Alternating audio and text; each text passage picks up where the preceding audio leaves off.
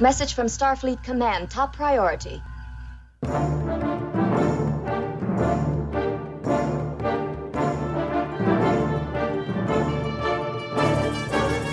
You are listening to the TrekRanks podcast, a member of the Tricorder Transmissions Podcast Network.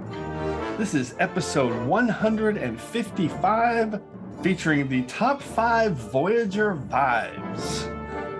Welcome, Star Trek fans. I'm Jim Moorhouse, and I'm the host of the TrekRanks podcast, and tonight we are getting down with some Star Trek vibes and a new series we're starting here on TrekRanks. Tonight we're doing our top 5 Voyager Vibes, which is it's the first series we're tackling. We're just going to go into it. We're vibing, I don't even know what a vibe is, but we're doing Voyager Vibes, and we'll get it a little bit more into that after we introduce our guests. So let's do that now. We got 2 outstanding Star Trek guests on this show. First up, she's back for her 14th appearance on TrekRanks, coming to us live from District 7 in the actual District of Columbia. It's our good friend Claire Little. Claire, welcome back. Thank you. I can't believe it's been 14 episodes. I know. I can't believe we've done 155 of these things. Yeah. Holy crap. And our second guest, we are thrilled to have him back for his second appearance on TrekRanks. He was previously a part of our amazing show we did way back on episode 85, the top 5 cliffhangers. And on that show, we discovered just how big a Voyager fan he is. So when Voyager Vibes came up, I said, I got to get Mr. Vup himself on. Please welcome back to the show, genre acting legend from too many shows to list, Dominic Burgess. Welcome back, Dominic.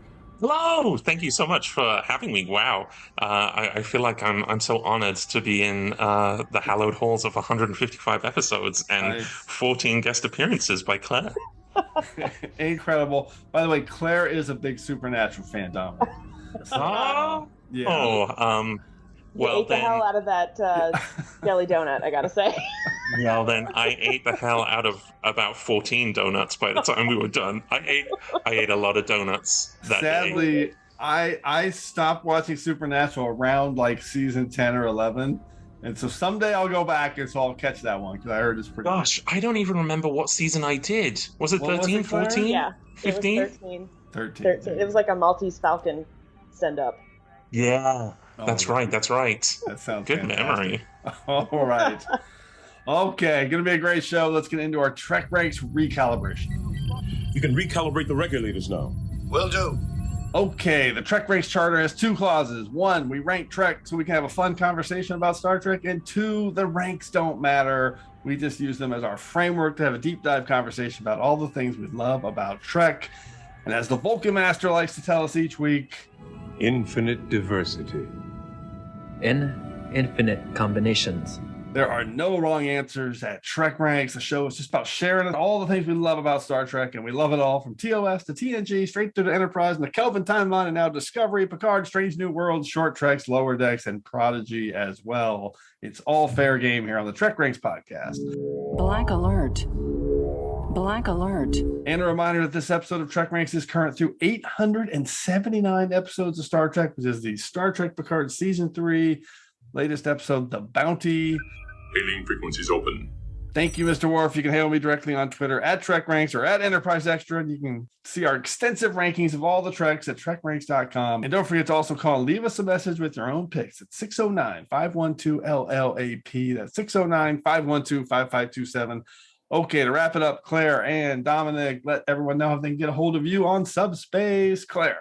I am on Twitter, as long as it's still around, at isolinearchip with an underscore after the word.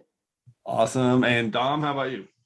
Yep, I'm at Twitter. I think I'm Dominic Burgess on Twitter, and on Instagram, I'm Dominic Burgess 1 because someone beat me to that technological advancement when it first came out. I love it. Everyone's still hanging in on Twitter. All right, we are ready to run a diagnostic cycle to get into today's show. Computer, run a level 2 diagnostic. So really quick, again, we're starting a 5-part series running through the vibes of each specific series. And tonight we're doing Voyager Vibes, and we'll see how this works. I don't even really know what that means. So, after this, we'll do TOS, TNG, Deep Space Nine, Enterprise, but we're starting with Voyager Vibes now. And maybe when we get through those, we'll even do some disco vibes and do some of the new series. We'll see. So I said this earlier, what makes Voyager Voyager? That's kind of what we're looking for with a vibe. or literal if you look up the definition of vibe is the atmosphere of a place as communicated to and felt by others. So this could be something super broad or maybe super narrow and specific in the picks. We'll see how everybody kind of broke it down. So let's do that now. Let's get into our prime directives and see how everybody defined a vibe. Do they know about prime directive? They know everything I know, sir. Okay, Claire, let's start with you. How did you come up with your list and kind of break down a Voyager vibe to narrow down your picks? So I wanted to keep it to vibes that I felt represented the show as a whole, not just like a cool vibe that happens to be on Voyager. Right. And also for me, I feel like Voyager kind of has this like nerds hanging out in the chemistry room at lunch feel to it. There's like a real earnestness and sincerity to Voyager. I don't know. I feel like even with dark eps like Year of Hell, something kind of sweet about Voyager. I think you'll see that in my choices. I like that. A bunch of cool kids hanging out in the chemistry lab. Dom, how about you? How did you try to tackle this weird topic? I ran the whole gambit of little things that I like and then big things that I'm like, yeah, I'm on board with this. And I have to preface, Voyager is my favorite of the Star Trek shows because I watched it from pilot to finale as it aired live. And so nothing that I say, it might sound like it's like a negative, but nothing I say is a negative because I love it all. I love it. Yeah, that's I get that. So yeah, I was the same. I had some big, broad topics that I was thinking is a really good vibe, and then some really targeted, like narrow, specific picks. So yeah, it's kind of standard for me. I went through a long list and then eventually just kind of picked my 5 that I wanted to do. And I have a little bit of a mix. So there's some big ones and there's some really weird specific ones. So a few deep cuts as well. So I think we're going to cover a lot of Voyager territory on this one. Let's see how everybody is vibing. Third Romaticon. Let's get to the order of things. I am a Jem'Hadar. He is a Vorta. It is the order of things. Thank you, Third Romaticon. As always, everyone will start with their 5-word summary and a hashtag to tease their pick. And then we'll each reveal our pick for our Voyager vibe and the reason we're highlighting it. And of course, everyone will pick an episode to associate with that pick. And after getting through 5 rounds, we'll get through a few secondary system selections for the picks that just missed our list. And if we have any duplicate picks, make sure you listen for the Defiant Torpedoes. Okay, Claire, we're going to start with you. What's your number 5 pick for your top 5 Voyager vibes? I want to get into this. All right. My 5 words are, we're not on DS9 anymore. Hashtag new show, new vibe. I'm going with the corn on the cob in Caretaker. Wait, what is the corn on the cob? Why am I not thinking of this? The farm lady hands out some. Oh, of course, the actual caretaker. Oh my God, that is such a vibe. It is such a show-defining vibe that they go into the farm and the lady with the corn. So I looked it up. The episode of Star Trek that aired the week prior to this one was Past Tense Part 2. So the Bell Riots on DS9. Wow. Which is like, and then you go from that to this lady on a very bright sunny day on a farm handing corn on the cob to our new captain. And I just feel like it immediately sets a different tone. Like Deep Space Nine is Deep Space Nine. This new show, this is Voyager. Like we have a different tone. Have some nice fresh corn on the cob. Fresh corn on the cob. Corn on the cob. Corn on the cob. Can you tell me why we're here? Oh, we don't mean you any harm. I'm sorry if we put you out. Why don't you just put your feet up and get comfortable while you wait? Wait for what? Isn't anybody hungry? Come on now, make yourselves at home. I'm sorry if we put you out. It's a little silly, but there's also some kind of high concept sci-fi going on with Caretaker. You know, it's intriguing, but also, yeah, it's a little like this lady's giving them some corn. I mean, you couldn't have a better first vibe pick. I mean, it is such a unique thing to Voyager. I feel like there's something else she served, right? Was there more food? There might have been. I'm trying to think of like what else they stuck mentioned in my mind. But... Oh my God, I love the caretaker cookout with everybody. Absolutely out of left field. Dominic, what's your take on that? Oh, I love it. I love Caretaker so much. And isn't someone's playing a banjo? Yeah, and there's corn, right. And then Tom Paris goes to check out the barn, and then there's the lady that's like, "Hey, you don't have to check out the barn." Yeah, it's such a vibe. And then it gets pretty creepy with them hanging there and the thing through their chest. Yeah, I think I was thinking of Banjo Man. I think that's where I was getting my wires crossed. Oh my God. Okay, Caretaker and the farm and the corn on the cob. Brilliant first pick, Claire. I love it. And it's just right at the beginning, right? So it really does set the vibe. I love it. Okay, Dominic, what's your first Voyager vibe? Okay, my 5 words are: set a course for buns. Hashtag Janeway's bun of steel. Oh, because God. I think that Janeway's hair is a vibe. It is such a vibe. Yes. Like if you took silhouettes of all the characters across Star Trek, you could immediately pick out Janeway from the bun, like right away. And my favorite is in the later seasons, like in Relativity or Fury, anything where there's some sort of time travel involved, where they have to go back, and then you can immediately place like, this is a flashback because she's got the bun. I kind of enjoy that because I think the other hairstyle came in Year of Hell, so anything that has the bun, I'm like, oh yeah, I can place this in the first 3.5 seasons. Okay. Yeah, for sure. There's but I mean, even the bun morph, there was like 3 or 4 just in the first season, right? Of like different kind of hairstyles, or at least different takes on I remember I picked up the Voyager companion book, and I've watched YouTube videos and behind the scenes stuff, and I think production had a really hard time deciding what to do with her hair, and there were lots of reshoots from Caretaker where they were deciding what her hairstyle was going to be, and then they settled on the bun, and the bun is a vibe. Yeah, it is absolutely a vibe. Did you have an episode to highlight? I mean, I guess it would be Caretaker too, because that's where, that's the first introduction. But I like what you said, that every time they do a flashback, you immediately know, oh, she got the bun. Yeah, it helps you place it right away. Killer, what's your take on maybe I the should bun? actually pick Relativity, because then you see both hairstyles. Yes. Let's do Relativity. Okay. Who cares? Only me, because I keep track of all this shit. Claire, what's your take on the bun of the Janeway hair bun of steel? I love it.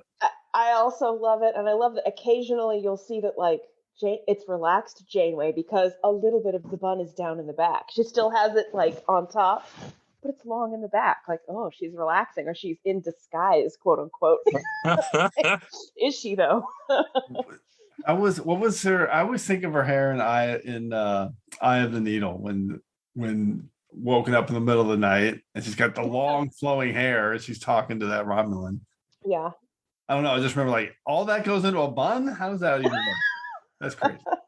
Okay, fantastic. First 2 picks. All right, I'm going to start with a big one that maybe a little on the nose, and I don't know. You guys might have something that kind of hits this category a little bit. But I'm going to go deep on my episode selection to balance out how big, how on the nose this pick is. 5 words and a hashtag. Assimilated friends make Voyager home. Hashtag Borg vibes. And I love the Borg vibes on Voyager, and that's my number 1 pick because and the main reason I'm picking this, I hate the narrative that Voyager somehow desensitized us to the Borg. I hate it because for me it was the opposite. I think they added so many cool layers of complexity and depth to the Borg, and really it started with my episode pick is Unity, because for me this is such a brilliant way to introduce the Borg onto this show. Completely underrated. A colony of aliens from all over the Alpha Quadrant in the middle of the Delta Quadrant, and they're recovering from being Borg, and they're using this mini collective to kind of survive and sometimes use it to get what they want. I love it. Super moody, super smart, intense episode, and a real clever way to relaunch the Borg. And from that point on, that basically a few episodes later, you're introducing 7 of 9 on Voyager 2. So I love that. I love Dark Frontier, Unimatrix Zero, Collective. I mean, there's so much Scorpion. I almost forgot to say Scorpion. I mean, there's so many great Borg depths and episodes that is my vibe. Borg vibes. Dom, what's your take on the Borg? I love Borg vibes. I'm so sorry. I love Borg vibes. I've always been a big fan of the Borg, and I can remember, is it Blood Fever, when they first tease it at the end of the episode? Because a lot of Voyager is very standalone, and when they did that tease at the end of Blood Fever, I was like, oh, but they're coming. And then from there with 7 of 9 and the Borg children, I'm all about the Borg vibes. Yeah, I almost picked Blood Fever for that exact moment, because it was, talk about a vibe. That was a brilliant way to say, hey, the Borg are coming. Claire, what's your take on the Borg vibes?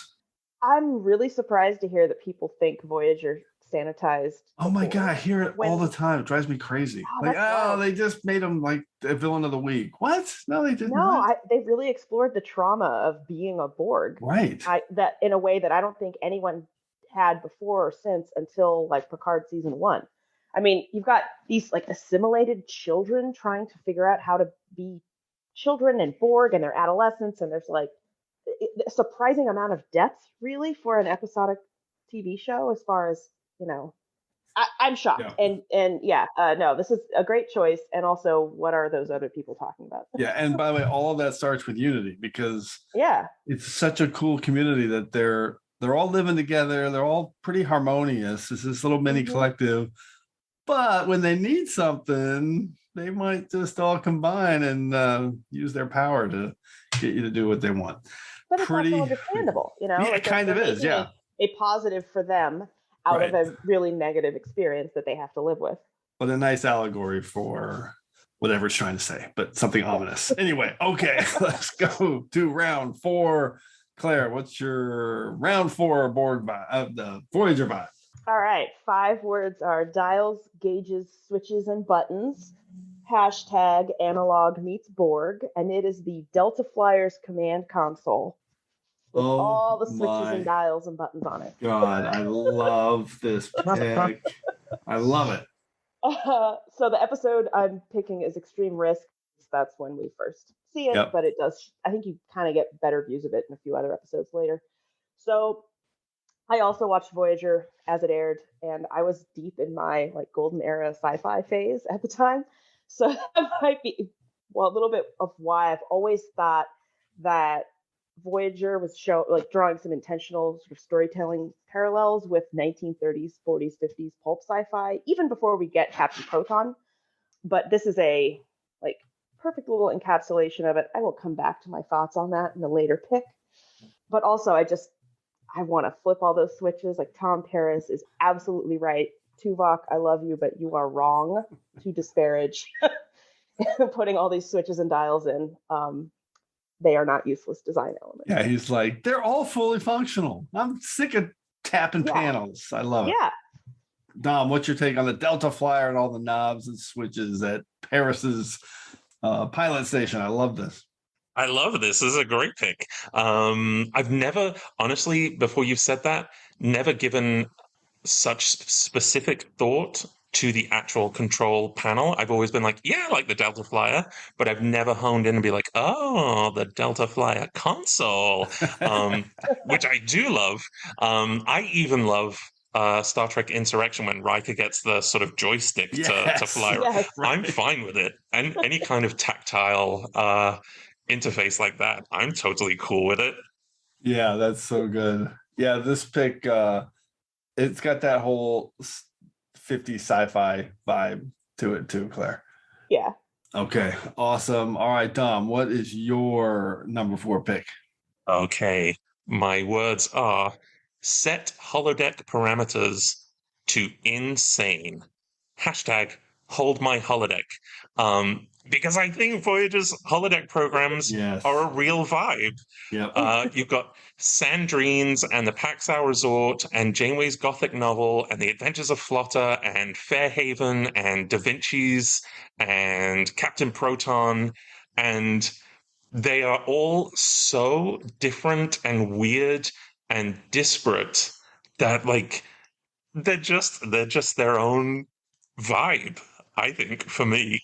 Oh my God. I was thinking about like holodeck malfunctions as a potential pick because and then I was like, no, because it kind of happens in every series. So, but I didn't think to just narrow in on the actual programs. I mean, you just rattled off like 7 or 8 that are just amazingly, and they're all disparate. It's fucking. They're all so different and weird. Like Vix in Deep Space Nine feels like it really ties in with the sort of mood of the show.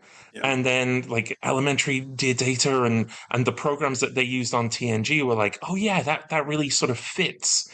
But some of Voyager's choices are so weird. But I still love it. I love Fairhaven. I love Sandrines. Sure. I like Twisted. Twisted, I think, was the first VHS episode I got of Voyager. And so I'm like, yeah, I like Sandrine. Everyone go to Sandrines and let's get Twisted. And Captain Proton, I think Captain Proton fits in the best in terms of, fitting Tom's personality. Right. But yeah, the rest are kind of all kinds of fun out there. Claire, what's your take? Yeah, I mean, the holodeck programs on TNG are all intellectual to some degree. You know, even though Dixon Hill is supposed to be this pulpy detective, there's still you are still reading I don't know. There's something that does feel a little bit more academic to it. And then you've got all the Shakespeare and Sherlock Holmes. But you're right though, the Voyager list they're all very different from each other, but they do share a vibe that I don't like. I don't know what you'd call it, but it's just like a little bit goofy, a little bit weird. It's like the B-sides of the holodeck is what they got loaded or something. That's perfect. It's a Voyager vibe. I love it. Yeah. Wait, what episode did you pick? You have to pick the one you picked is going to represent the holodeck program. Oh, then I'm going to have to go with Twisted because that's the one that I threw out there. Yes, Sandrines. Sandrines will come up in one of my picks. Okay, amazing. All right, I didn't think this was going to happen so early, but we have a duplicate, Claire. Hey. Because my number 4 pick, 5 words in a hashtag, I'm tired of tapping panels, hashtag sci-fi vibe. And it is extreme risk, but mine's a little bit less about the tactile nature of the controls, although that's ultimately my pick. Doesn't necessarily mean we'll have a hull breach. And if we do, I suppose these useless design elements from your Captain Proton scenario will compensate for the problem. Hey, every one of these knobs and levers is fully functional. And completely superfluous. Maybe to you. I am tired of tapping panels. For once, I want controls that let me actually feel the ship I'm piloting. It's that 20th century sci-fi vibe that runs all the way through Voyager. So all the references I was going to talk about was you've got Bride of Chaotica. Obviously, that's the most prominent one. I'm a huge 1950s sci-fi fan. I love those old movies and stuff. So Bride of Chaotica really at the front of that. But you've also got so many other moments like in Future's End, you've got Rain Robinson and Tom Paris and talking about terrible B movies, Orgy of the Walking Dead and Bride of the Corpse. And then in season 7, in Repression, you've got Tom set up his movie theater and he's showing Creature from the Black Lagoon, which I actually found out is they actually show the sequel, Revenge of the Creature, not Creature from the Black Lagoon. So, but my pick was going to be those tactile knobs and levers and switches because that was such a great 50s sci-fi addition to something that, is so advanced and cool, the Delta Flyer. So anyway, my pick, a little bit more sci-fi vibes, but basically a duplicate. Dom, any other thoughts on that one, that duplicate? No, I love that. I love that any kind of tactile vibes. I actually... along with Twisted, if you don't mind me going back to Twisted, on the same VHS, I think in the UK, it was Twisted and the episode called The 37s, where they find the old pickup truck in space. And then Tom Paris is getting in there and getting tactile with the truck and then being like, it operates on a key. And he just pulls down the visor, and anything fun and tactile like that is a good vibe.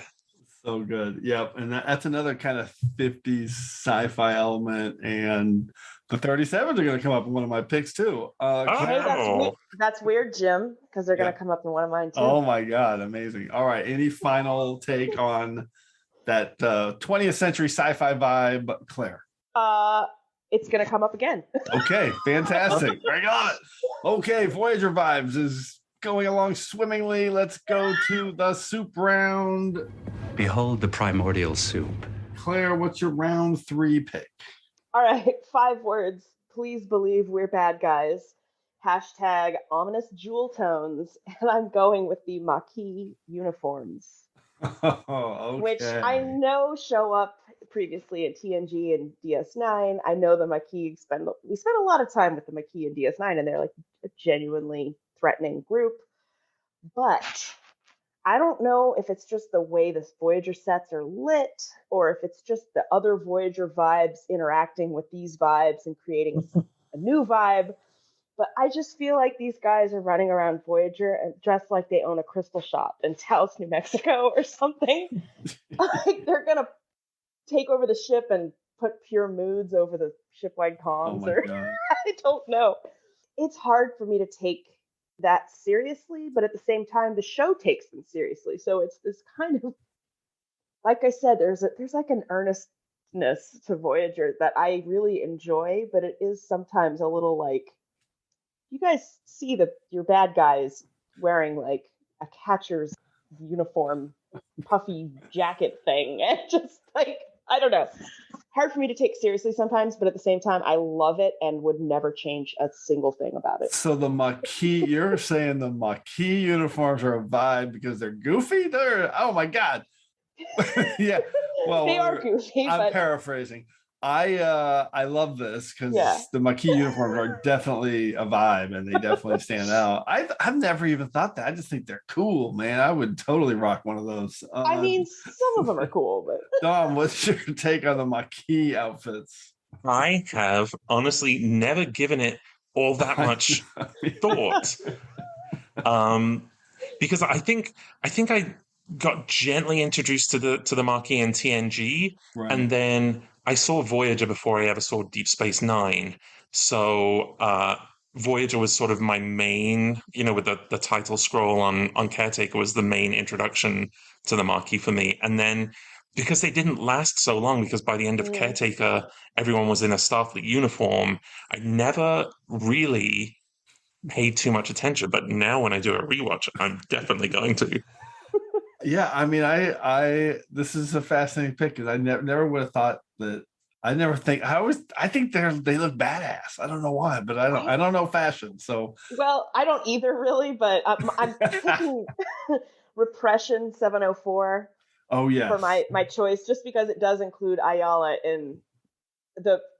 Yes, because he's got the real puffy. He's got this like puffy, like real puffy. Yeah, it's like a catcher's vest / flotation device thing, but it's also brown and dirty. And like, why is it dirty? You're on a spaceship. I don't know.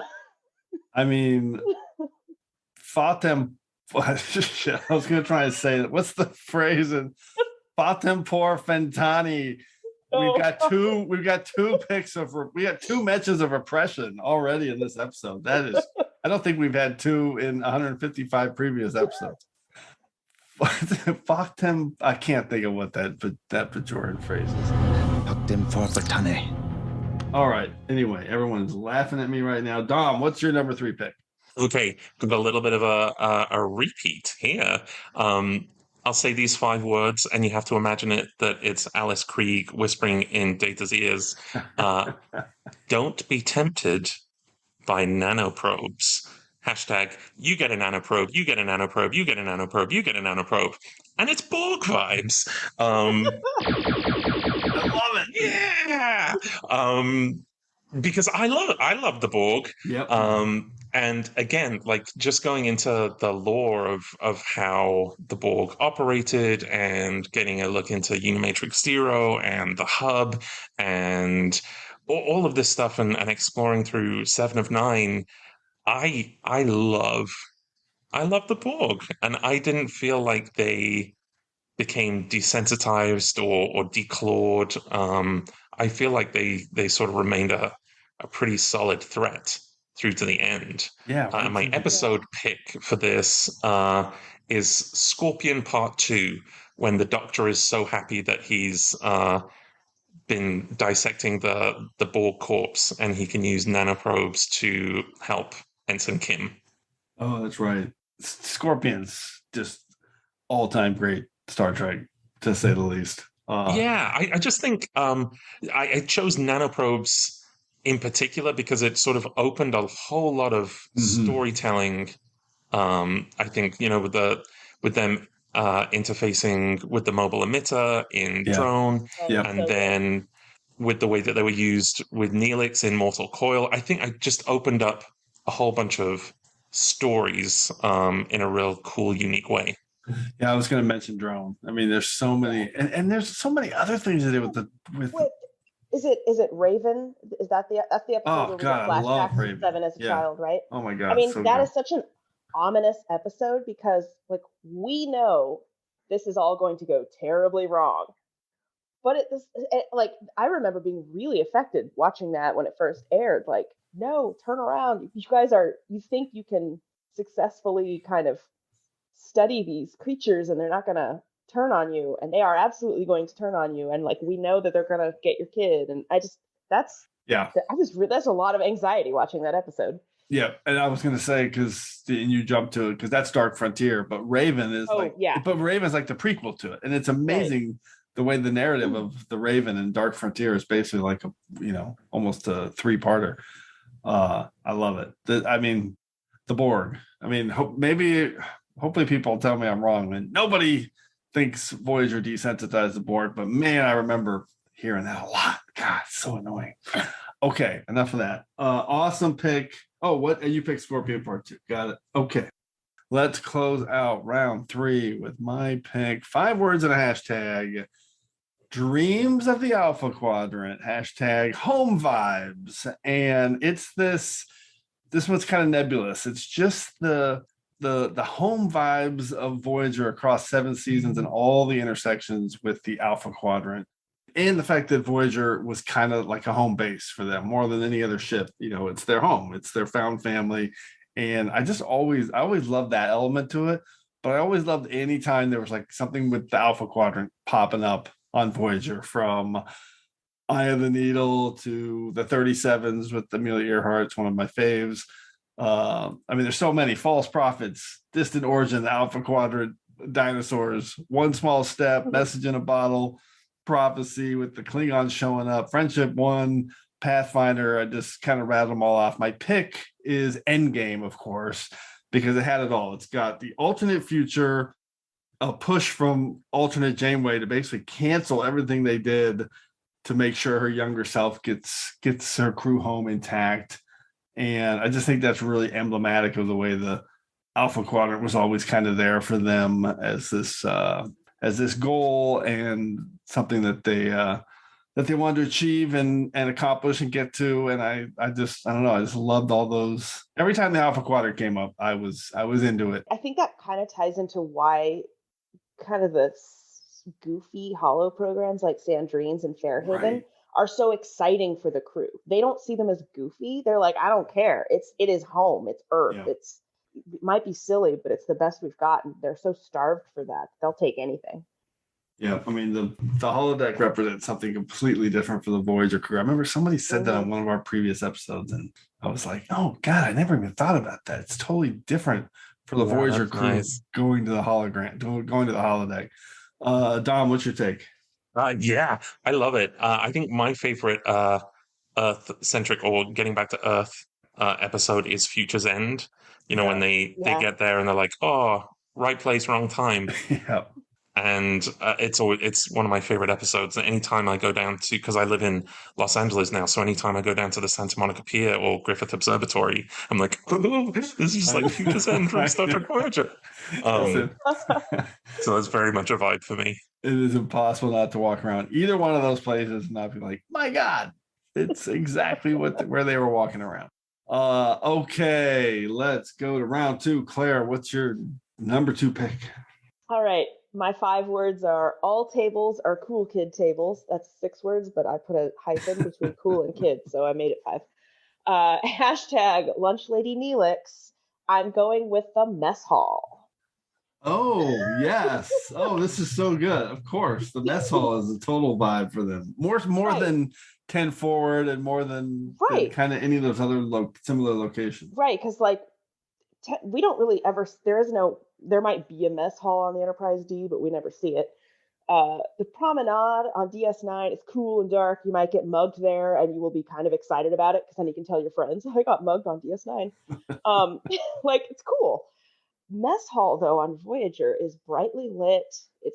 There's no like comfortable area to hang out. It's really a cafeteria. But the Voyager's crew, like, they hang out there anyway. I mean, yeah, they go to Sandrine's and stuff, but you see them spending so much time in the mess hall just because it's where their friends and family are. And it's not cool, but it sort of becomes cool by osmosis or something. I just think it has, like, it doesn't have hangout vibes, but it is still a hangout space. I don't know. The episode that I am choosing for this is Real Life 322. It's not really a mess hall episode, but it's got that really great moment with Tom griping about the food that Neelix is making because he's making the same thing every day. And then awkwardly flirting with B'Elanna while she reads her Klingon romance novel. And it just feels so middle school to me, but it's like perfect. Oh my God. I'm going to have to rewatch Real Life for the mess hall scene because that's not why you watch Real Life. But... No, but also B'Elanna has the braid in her hair that is like her best hair. Well, I will watch any episode with B'Elanna with the braid in her hair. Oh my God. Dom, what's your take? I love this pick. This is so awesome. I love this pick too. I haven't given thought just to the mess hall specifically, but one of my runner-up choices was going to be Bad Cooking and Neelix's Kitchen as a vibe. Which then also bled into Bad Cooking in general with Janeway not being able to use the replicator. And then when you mentioned the mess hall, I was like, oh yeah, I guess the replicator did have attitude with Tom Paris in Caretaker when it was talking about tomato soup. But now just thinking of the mess hall as a whole, then I guess I would think of Year of Hell when they used it as a triage. Or what's the I can't think, was it, it's not Demon. The one with the goopy, the false crew and they get married. Yeah. Yes. What was that one? Then the confetti sort of falls through the deck of the mess hall. Yes. Is that Demon? So that's Demon's where it's first introduced. No, Demon's where they were introduced. Yeah. It's opera. You want me to look it up? No, it's Course. It's Oblivion. Course Oblivion. Yes, Course Oblivion. We got it. Yes, we got it. I just love the idea of it being kind of like it's kind of like a 7-Eleven parking lot where they're just because they have to kind of hang out there. Yeah, it's not that it's cool. It's just the only place you've got. Yeah, and it serves another. Yeah, I love it. It's a really good pick, and it's very different than it's perfect, unique vibe for Voyager compared to other ships. Okay, Dom, what's your number 2? Okay, my number 2 is I can't get a lock. Hashtag some kind of interference. I can't get a lock. Because I think more than any other Star Trek show, and I love. I'm already dying. I have to preface this because Voyager's my favorite. Yeah. But the amount of times that they can't get a lock or they can't get a reading is a vibe for me. To the point where I'd be like, you can just let that ship go. You're not going to get a lock. It's okay. They're gone. Don't worry about it. But I love it. I love it. My episode choice for this is Hope and Fear, when they're trying to scan like the warp drive and they can't scan the interior. And it's one of my favorite episodes. Also Borg vibes. Mm-hmm. But yeah, I just, bless Ensign Harry Kim, he can just never get a lock. He can't get a lock.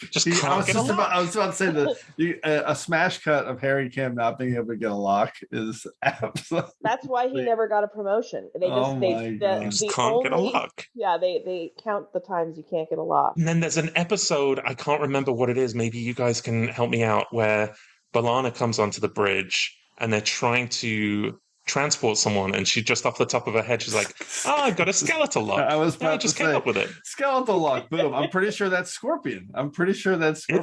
when she gets maybe she gets Harry back. Yeah, she beams Harry out of the maybe she should have stayed at Ops. I don't know. I will look it up later to see if I'm wrong, but I'm pretty sure that was Scorpion.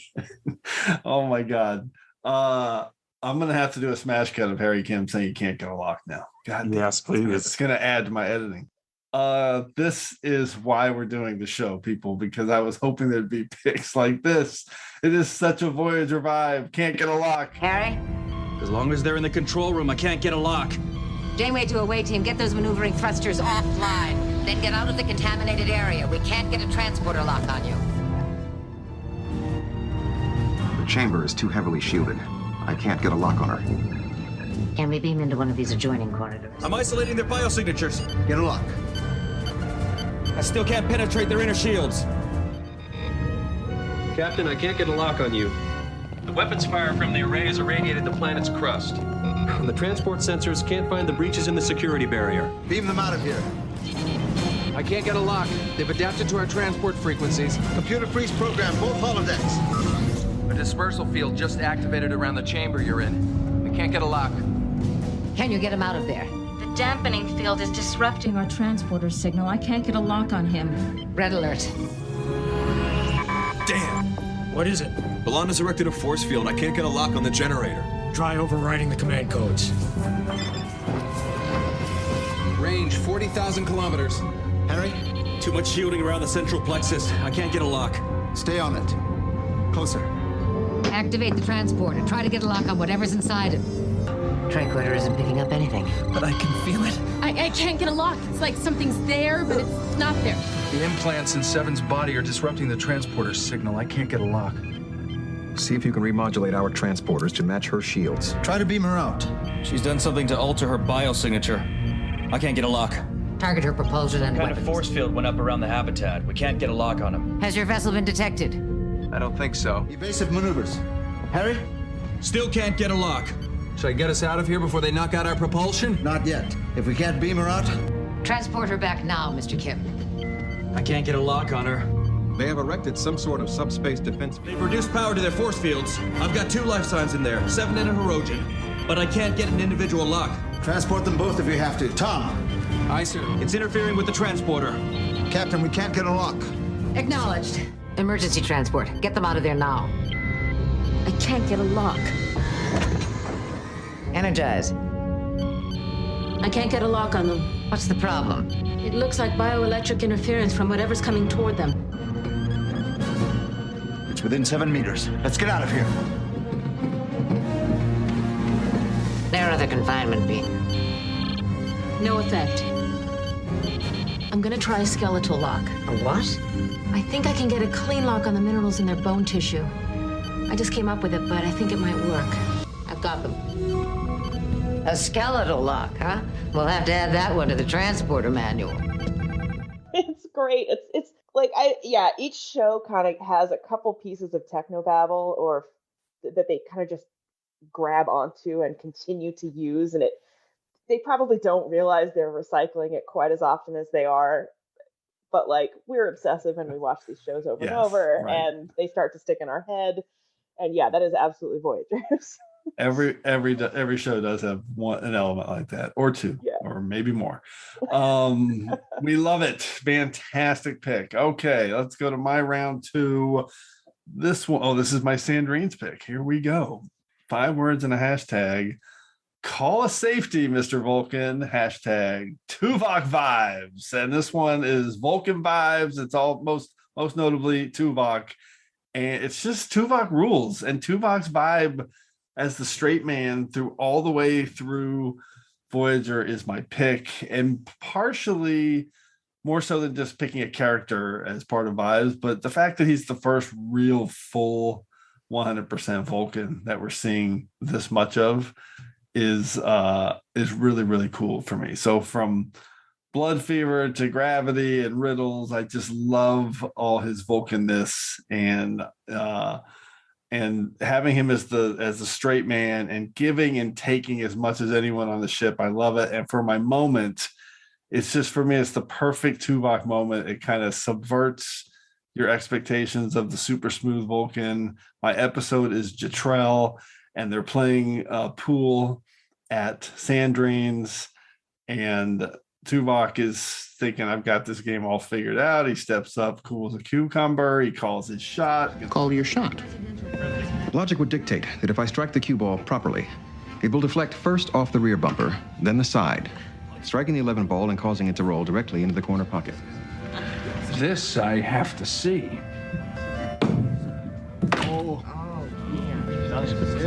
Perhaps the ship's stabilizers are not operating at peak efficiency. Yeah, and maybe Tom Terrific over here forgot to tell you that Sandrin's table rolls a little to the east.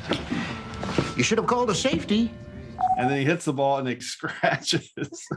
And I just love it. And he says, perhaps the ship's stabilizers are not operating at peak efficiency. Perfect deadpan Tuvok. He is a vibe for Voyager for me. Dom, what's your take on Tuvok? Oh, I love it.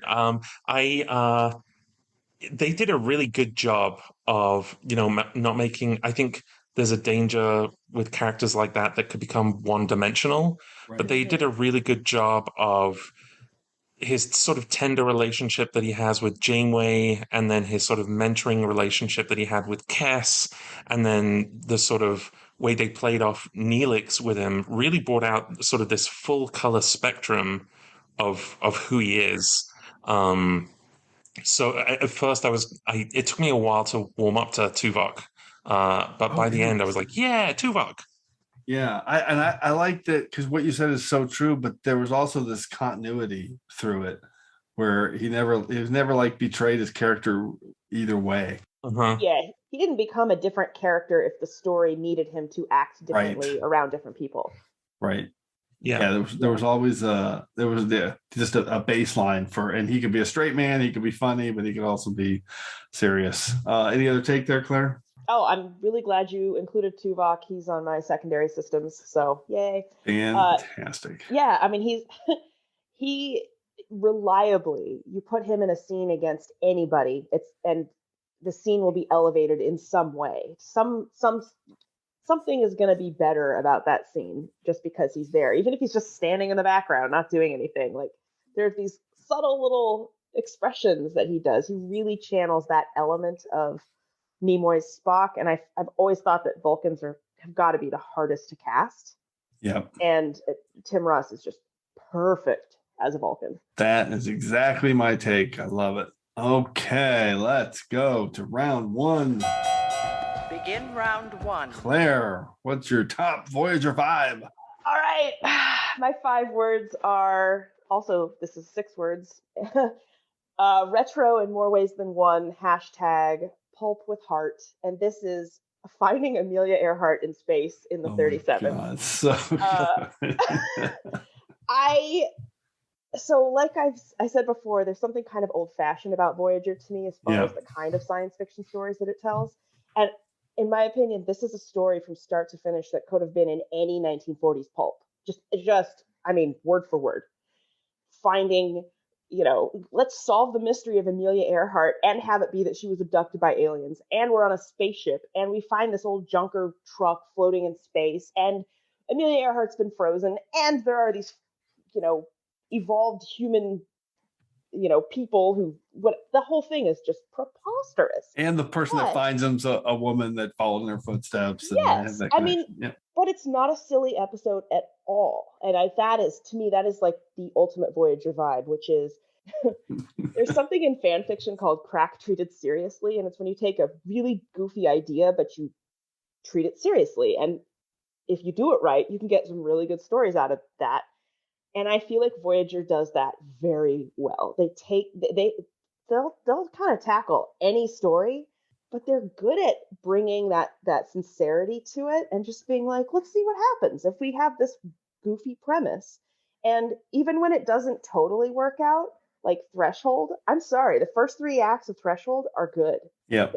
Threshold's got a lot of really good stuff in it. And that's kind of an example of like, it doesn't always work, but I love that Voyager always tries. Nailed it. Yes. This is the perfect example of that. The 37s, when you just kind of talk it through, it's like, what, really? That's an episode? Yeah. It sounds preposterous, but it's got so much heart and it's so fun. I love this. I need to go back to your fan fiction thing. I know nothing about it. Did you say crap or crack? Crack. CRA. Okay. All right. I just needed to know that. Dom, what is your take on the 37s and Amelia Earhart as awesome pulp? Yeah, I love it. Like I mentioned this episode earlier on, it was on the first VHS of Voyager that I got. Oh, right. And it's the first time that the ship lands. It's the first time we see them land on a planet, which is really exciting.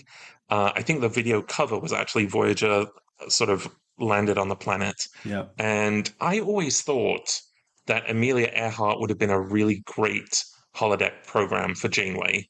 Like this sort of pioneer woman who was sort of defying all the odds and people telling her that she couldn't fly across the Atlantic. So I think it was great that at some point in Voyager with a female captain that they had her as a character popping up. And yeah, the 37s have a special place in my heart because it was my first Voyager VHS. It's a fun episode, and it is total Voyager vibe, that episode, man. You nailed it, Claire. I love it. Okay, Dom, what is your number one Voyager vibe? Okay. Again, I have to preface that I love Voyager with all my heart. I mean, you didn't need to preface that on your Can't Get a Lock pick, because that's glorious. This pick is how many shuttles?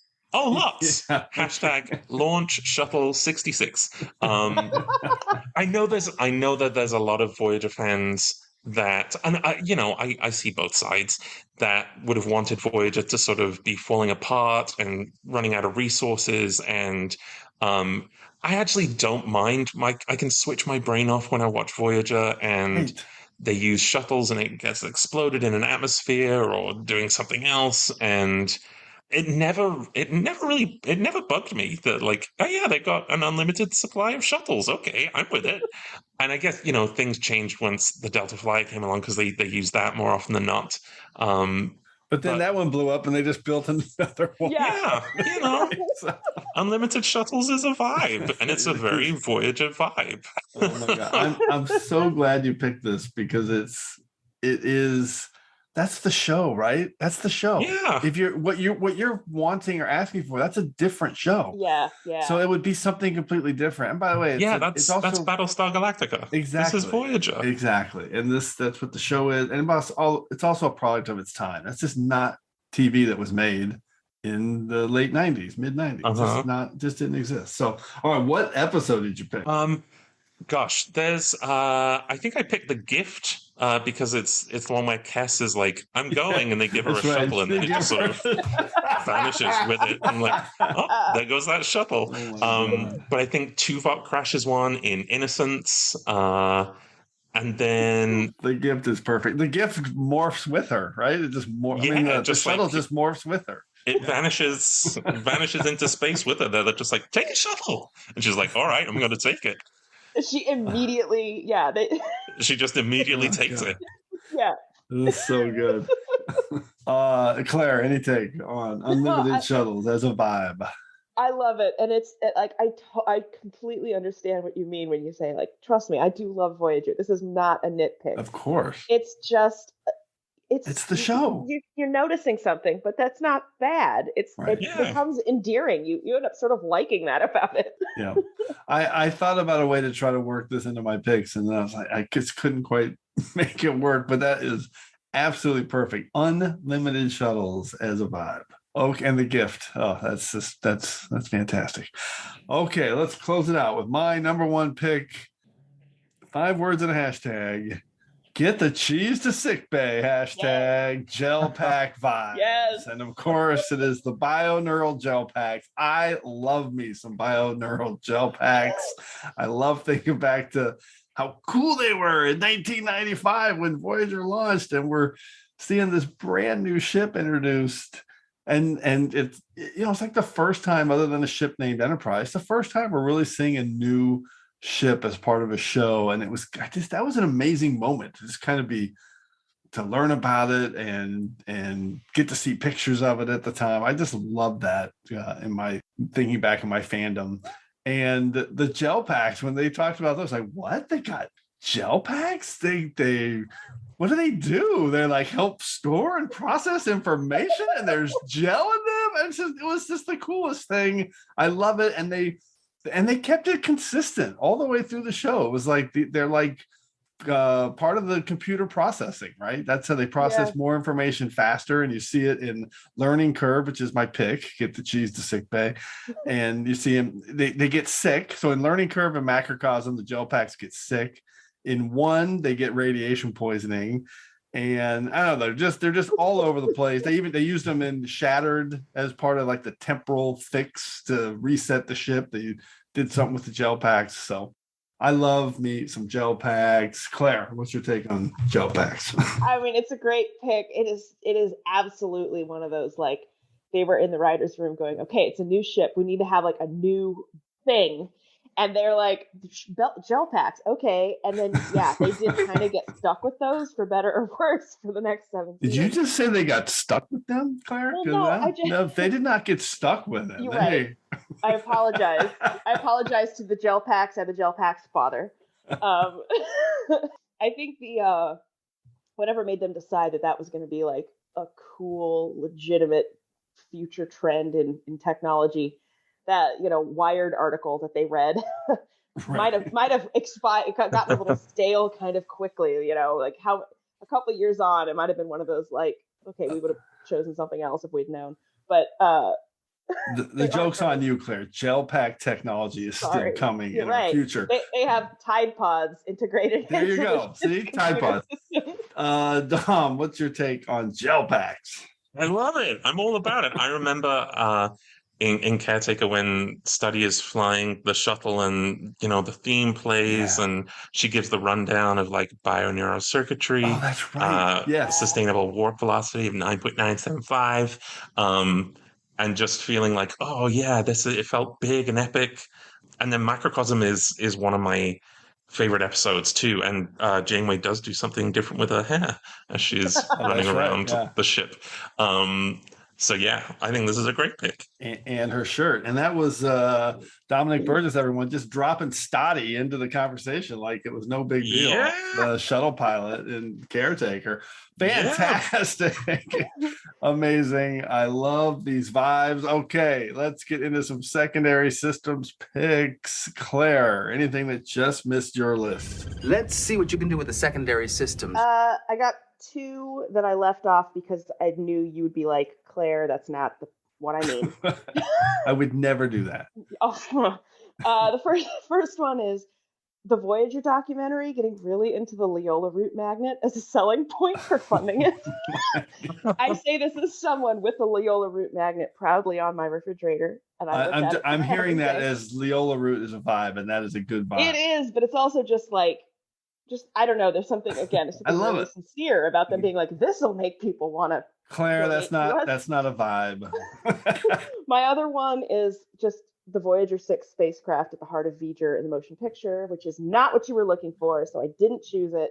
But that would have been that's a good outside the box pick. I like Voyager. That. Yeah, there you go. Vibe. I love it. It's also a vibe that in this version of the future, they funded the Voyager program so thoroughly that they could launch at least 4 additional spacecraft. So thank you. That's fantastic.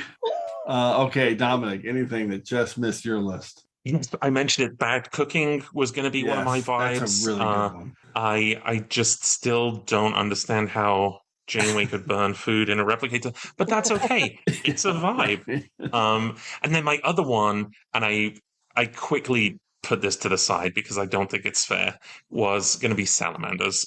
And again, like, Claire was saying, that episode gets harped on so much, but it's a good body horror episode. It is. Like, it's it a really really is. good episode that, does it go off the rails in the last 3 minutes? Yeah, sure, okay. Yeah. But, like, it's a good episode. And I know that everyone harps on the end of that episode. So I was like, no, I don't want to go there. We always pretty much say when the tongue comes out, the episode goes off the rails. So it's is that a listen, is that a well-known saying in the Moorhouse? No, that is not. It is you've heard it on TrekRanks maybe once before. Okay. It's one of those episodes too that if you're not making 26 episodes a year, which is one every 2 weeks, you take a few more passes on that in the writer's room, it probably is really successful at the end. But anyway, definitely worth having in Voyager's history. Okay, I had a few more coffee in that nebula. That's a good vibe. Mm-hmm. Nebulas and distortions all over the place. I didn't pick that because that's kind of a Star Trek vibe more than just Voyager. Same with time travel shenanigans, but I wanted to they did Year of Hell and Future's End in the space of 1 year on Voyager. I mean, come on, that is such a high level. And then my special shout out. This is definitely a vibe. Neelix and Kes. That is a vibe. Yeah.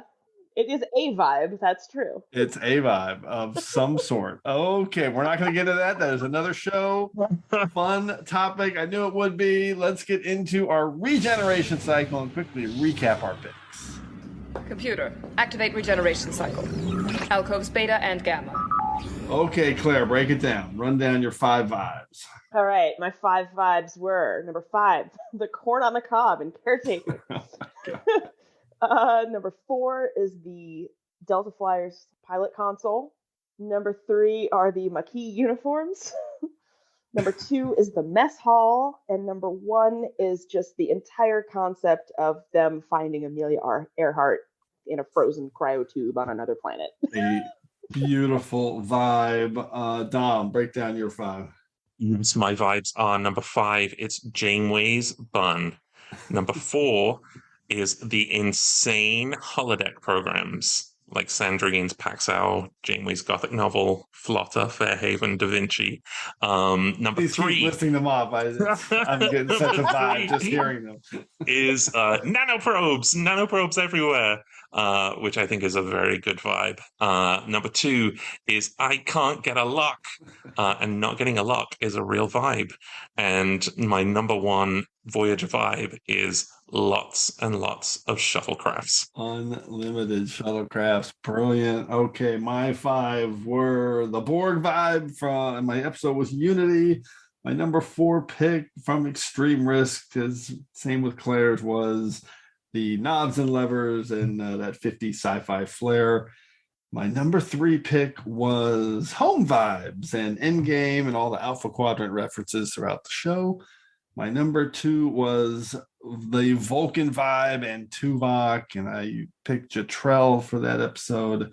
And my number 1 from Learning Curve, gel-packed vibes from Voyager. Okay, the only stats, but we had 2 duplicates, so that kind of makes sense, although one of them I would have guessed Borg, and the other one with the Delta Flyer console. That's a good deep cut duplicate. I like it. Yeah. All right, so we broke that by season. Yeah, this is kind of interesting. I think so. We had season 4 and 6 each had 1, season 5 2, right in the middle. Let's just put it this way: the leaders were season 1 and season 7 with 3 each, and I can kind of see, especially season 1, getting some. That's a good vibe launching point for Voyager. So that's our only breakdown of the stats, and now we're going to initiate a temporal inversion because it's time to hear from you. Initiate temporal inversion. Initiating. And for this week's temporal inversion, we are finally going to start catching up on a backlog of some of the many great voicemails we've received in the past 6 months or so. Tonight, we're going back to episode 142, and this is an awesome list. It's our top 5 Uhura episodes, remembering Nichelle Nichols. We got a spectacular moving list from Adam Sanders, who is on Twitter at MetsFan1701. He's been on the show before. We need to get him on again. This list is so good, so I'm going to play that right now. Hi, this is Adam Sanders, MetsFan1701 on Twitter. I'm calling with my top 5 Uhura moments or episodes. Number 5, 5 words. Amazing actress makes it possible. Hashtag this is my headcanon. And this is Voyager Season 6, Episode 8, One Small Step. In my headcanon, an amazing actress named Nichelle Nichols, who was on a TV show in the 60s and movies in the 70s, went to NASA and said, let's make minorities and women possible in NASA. And astronauts like Lieutenant John Kelly and his Mars mission are possible because of her. Number 4, 5 words, here for the next generation. Hashtag a beautiful tribute. And this is Prodigy, Kobayashi, Season 1, Episode 6. I watched it for the 100th time right after she passed. And it's a beautiful tribute not only to her, but also to Leonard Nimoy and James Doohan and Renee, and Gates was wonderful in the episode as well. Number 3, 5 words, do not mess with her. Hashtag power and beauty. And this is the original series, Season 2, Episode 4, Mirror, Mirror. What else can be said about this episode that you guys haven't already said? She is just amazing in it. Number 2, 5 words, only person for the job. Hashtag thanks, Hammer. And this is TOS Season 2, Episode 2, Humor, Trout, and I. The fact that an African-American woman on TV in that time was able to do what she did, and this episode shows that she's the only person for the job, is stunning for the time, and we have to thank her and the writers for letting it happen that way. And number 1, 5 words, is about damn time. Hashtag finally in the big chair. And it's the animated series, Season 1, Episode 4, The Lorelei Signal. She gets to finally sit in the captain's chair where she belongs. And my word to describe Nichelle Nichols is eternal. Thank you for this episode, and thank you, Nichelle. All right, just a great list. His first pick was super appropriate for the topic tonight. He picked One Small Step and Nichelle Nichols' presence in creating opportunities for astronauts like John Kelly, who One Small Step from that great Voyager episode and the Ares missions to Mars. I love that pick. And his one word for Nichelle Nichols, eternal, was beautiful. I love that. So once again, those picks, more than enough to clear ourselves from this week's temporal inversion. So as always, I want to thank everyone for all your great responses to the TrekRanks podcast. Keep your list coming to me at TrekRanks on Twitter so we can retweet them. But we also want to hear from you. So put together your own list of top 5 Voyager vibes or a list from any of our past shows. Give us a call at the tricorder transmissions at 609-512-5527, or you can just record it and send me a DM and we can connect that way too. So hopefully we'll hear from you so you can be featured on the next episode of TrekRanks. And on the next episode of TrekRanks, we are almost there.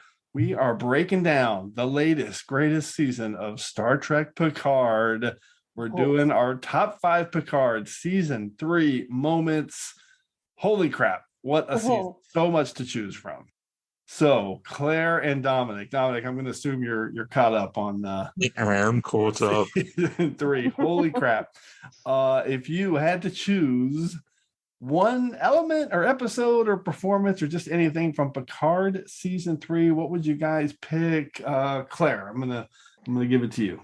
I mean, it's gotta be Shaw in the 10 forward holodeck scene, just explaining himself and his whole beef with Picard, and that line of the only Borg so dangerous they gave you a goddamn name. Yeah, that's the season right there. Captain Shaw is amazing. Todd Stashwick, incredible character performance.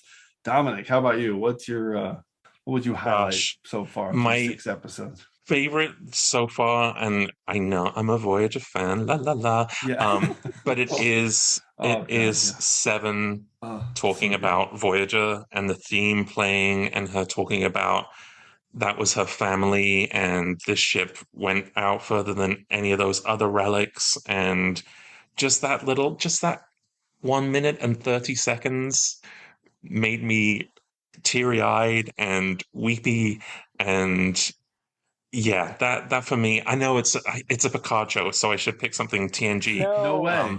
But I'm sure that once all the TNG cast are together on the bridge, that I will have a moment of, oh, here we go. Right.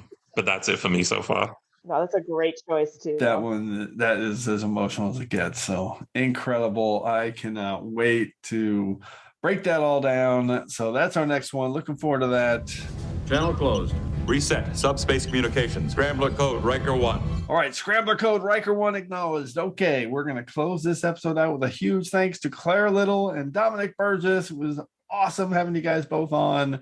Any Trek Scrambler codes either one of you want to relay before we depart? Claire.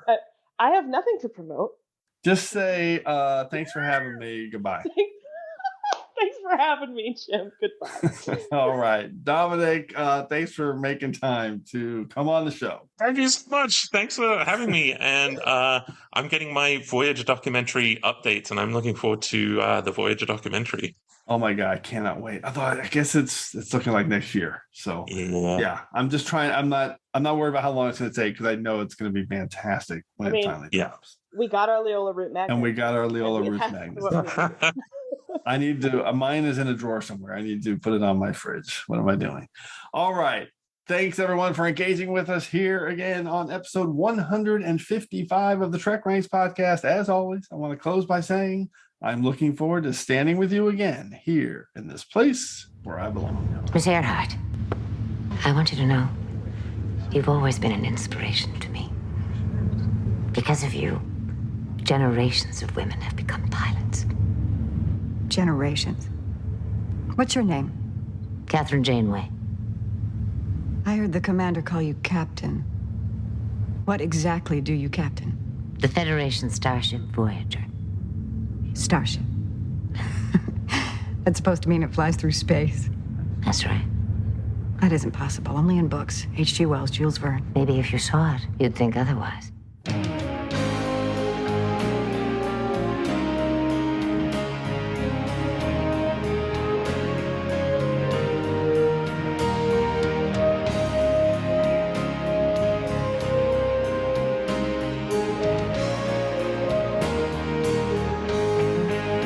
Just want to remind everyone again that the entire TrekRanks catalog is available for you to download and listen to at TrekRanks.com and on your podcast player of choice.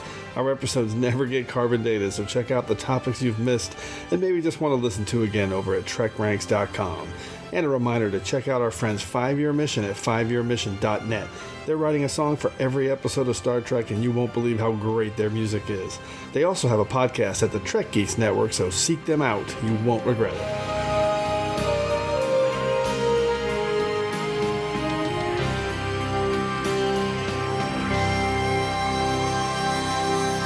The spores must have traveled through that intake and then into the ventilation system, where they were disseminated throughout the ship, subsequently infecting the bioneural circuitry.